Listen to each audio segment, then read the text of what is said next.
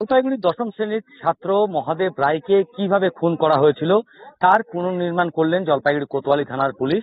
এদিন কিন্তু ধৃত চারজনকেই কিন্তু জলপাইগুড়ি যে তিস্তা নদীর সংলগ্ন রেল ব্রিজ রয়েছে সেখানে কিন্তু নিয়ে আসা হয় এবং কিভাবে রোহিত মহাদেবকে খুন করেছিল সেটা দেখানো হয়। যেটা জানতে পারা গেছে যে রোহিত প্রথমে রাজবাড়ি উদ্যানে যায়, সেখান থেকে সে আহ যে জাতীয় সড়কের পাশে একটু মদের দোকান রয়েছে, সেই মদের দোকানের থেকে সে মদ কিনে আনে এবং মহাদেবকে তারই বন্ধুদের নিয়ে এখানে মদ্যপান করায়। নেশাগ্রস্ত অবস্থা যখন হয়ে যায় তখন মহাদেবকে খুন করে রোহিত এবং রোহিতের যে সহযোগী সে। যেটা দেখিয়েছে রোহিত, যে দুজন মিলে মহাদেবকে ধরে রেখে সে কিন্তু চাকু দিয়ে গলায় আঘাত করার পরে কিন্তু তাকে খুন করে এবং পাশাপাশি এই তিস্তা নদীর পাশে যে জল ছিল সেই জায়গায় কিন্তু সে হাত পা ধুয়ে তারপরে এখান থেকে কিন্তু চলে যায়। কি হয়েছিল এখানে? এখানে শুনছি যে মার্ডার হয়েছে।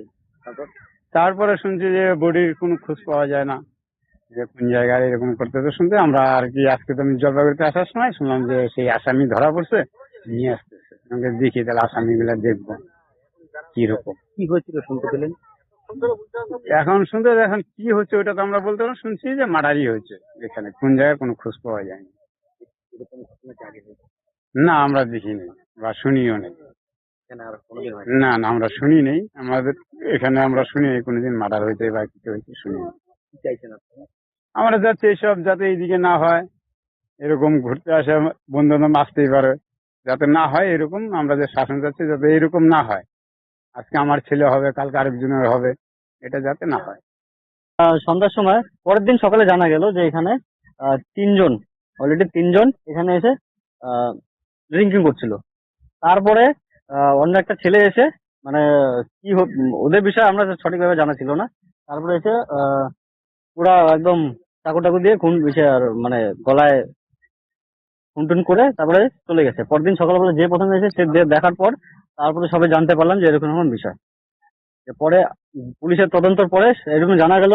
আর এরকমই ঘটনা ছিল যে আহ সে আর কি লাভ জিহাদের এরকম একটা ঘটনা আর কি। আমরা চাই যে আর কি সে খুনটা করেছে, সে লাভ জিহাদের কারণে সেই কাজটা করেছে, আমরা চাই তার যেন শাস্তি হোক। এই ধরনের ঘটনা কি আগে কোনোদিন? না, আগে কোনোদিন হয়নি।